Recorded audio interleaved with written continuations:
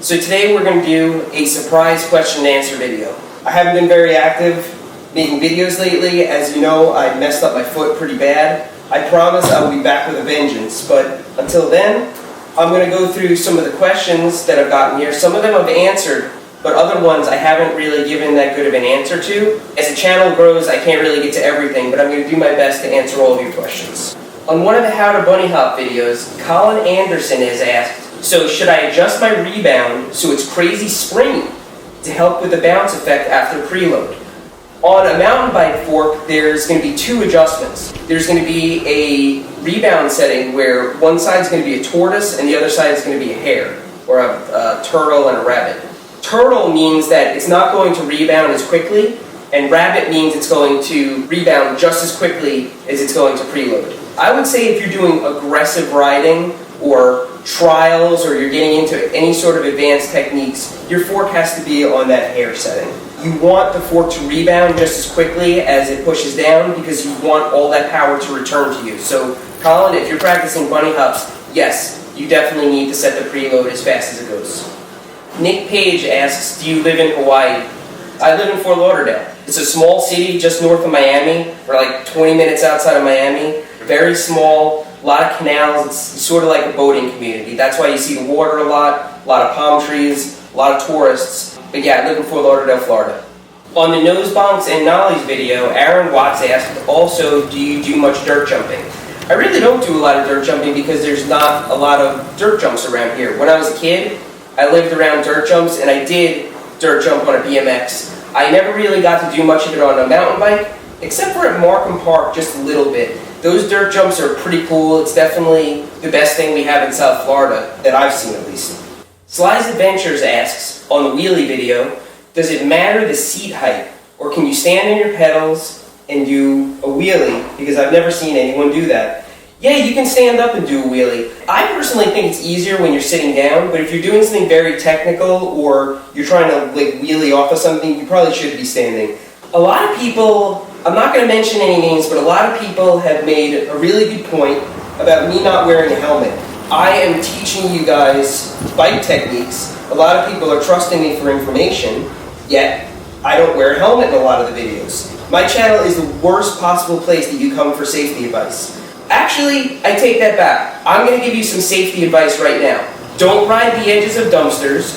Don't jump off of granite bar tops. Don't deliberately fly over your handlebars. Don't ride a fixed gear bike with no chain over a spine.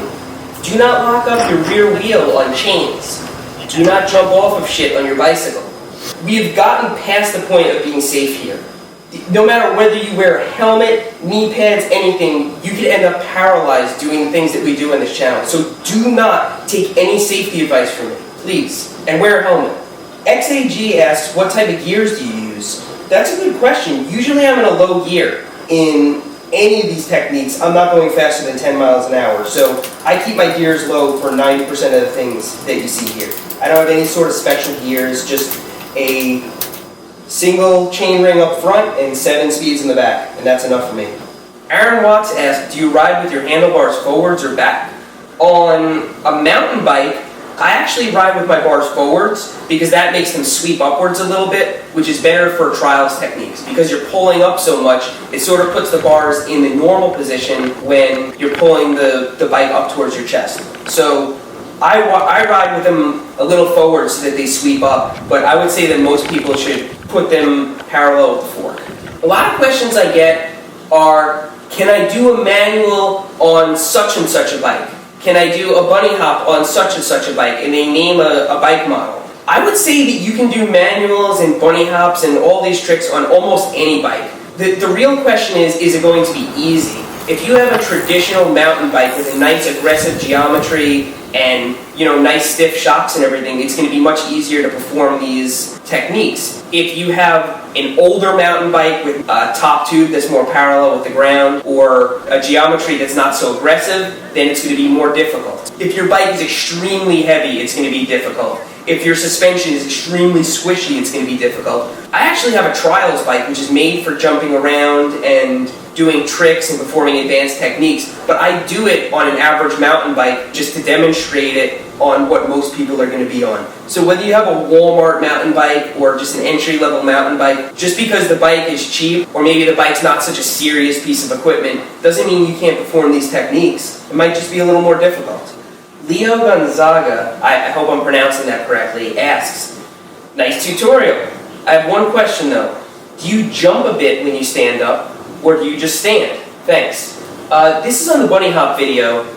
Yeah, when you do a bunny hop, you're going to launch your body upwards. That's really the only way that you can pull the bike up off the ground. So yeah, I'm going to be standing the entire time. When you pull the bike up to your waist, you're going to jump straight up in the air if you can.